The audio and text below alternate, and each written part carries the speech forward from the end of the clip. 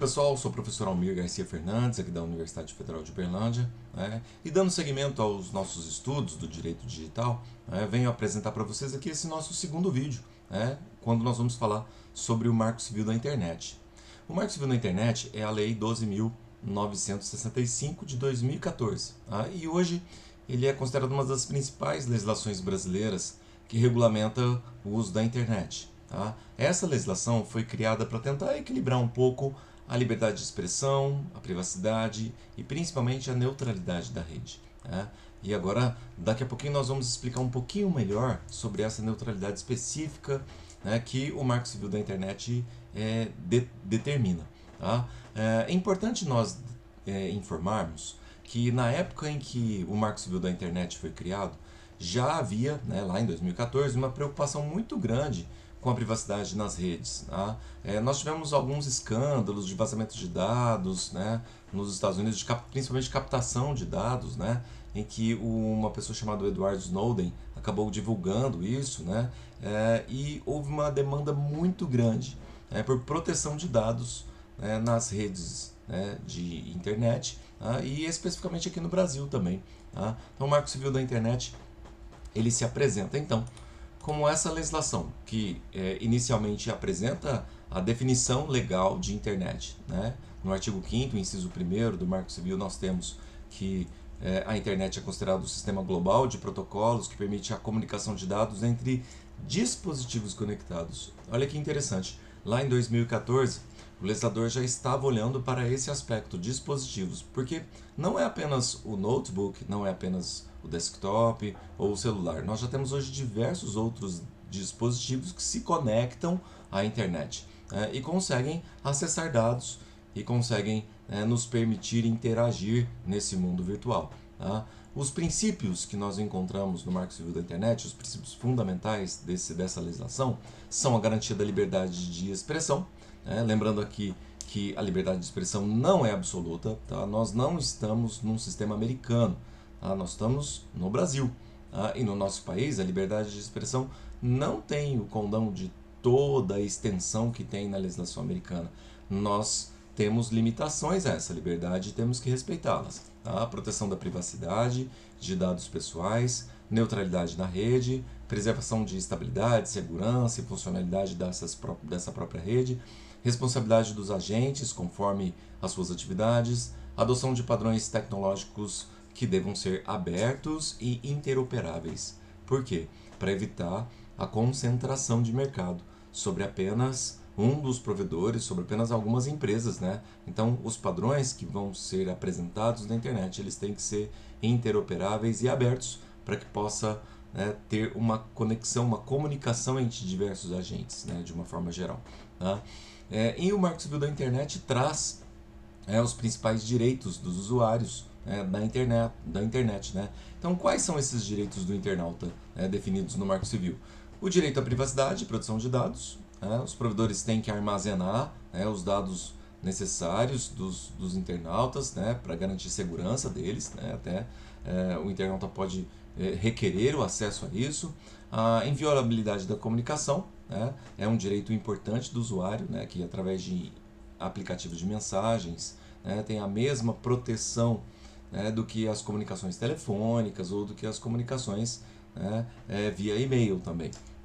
Direito à neutralidade da rede, e aí é importante nós dizermos que as informações na rede têm que ser tratadas de forma neutra, de forma igual.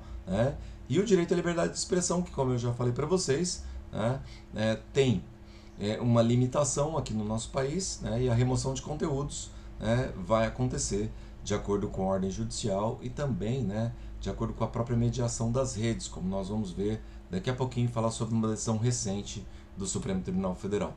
Bom, inicialmente vamos comentar a neutralidade na rede.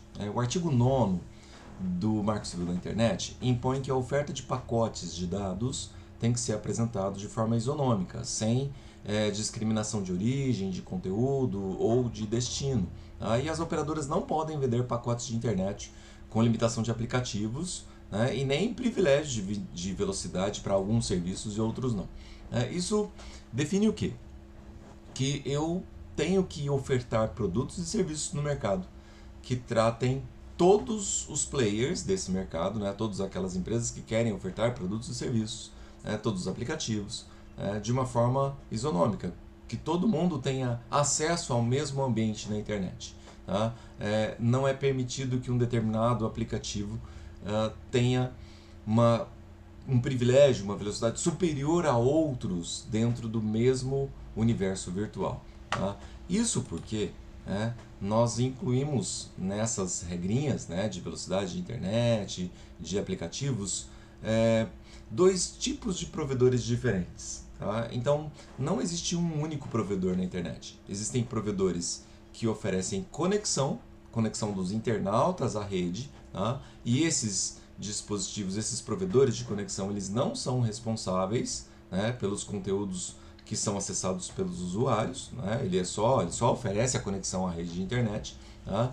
E os provedores de aplicações, aí sim, né, que são os provedores de redes sociais, de sites de busca, né, de plataformas de vídeo. Né? Então, nós temos que, entre estes dois tipos de provedores, nós temos responsabilidades diferentes. Tá? A conexão ligada a uma responsabilidade objetiva, porque é uma oferta de produto ou serviço, né? E no caso dos provedores de aplicações, aí nós temos uma decisão do Supremo que definiu regras específicas de acordo com o conteúdo. Né? Alguns conteúdos têm que ser automaticamente excluídos, né, por esses provedores. Tá? E nós temos isso já inicialmente, o Marco Civil trouxe a questão das imagens íntimas, né, do chamado revenge porn. Né? Essas imagens não poderiam ser ofertadas na internet. A gente pode identificar, né, que imagens de nudismo raramente são vistas, né, a não ser em sites específicos, né, que talvez trabalhem esses conteúdos, mas nas mídias sociais essas imagens são travadas pelas próprias mídias. Né? E o STF também incluiu algumas reclusões, algumas exceções a isso. Né? Conteúdos que possam prejudicar os usuários, né, são agora excluídos via também notificação extrajudicial. Né? A responsabilidade é subjetiva desses provedores de aplicações. E uma questão interessante, que essas plataformas têm um dever de cuidado maior, agora principalmente com questões ligadas a terrorismo, suicídio, crimes sexuais, racismo, misoginia, pornografia infantil, tráfico de pessoas e atos antidemocráticos. Nesses casos, a exclusão do conteúdo não depende mais de ordem judicial, ela pode ser feita automaticamente e deve ser feita automaticamente por parte das plataformas. Tá? Isso cria um tipo de censura, claro, né? Mas censura voltada especificamente para esses conteúdos. Né? Nesse vídeo aqui eu não vou entrar em detalhes polêmicos, né? Porque isso depois nós podemos discutir em sala de aula, mas apenas para tomar conhecimento sobre essas informações que nós encontramos em decisão recente do Supremo Tribunal Federal, até que o Congresso, né, venha a promulgar uma legislação alterando, né, o artigo 19 do Marco Civil da Internet. Tudo bem?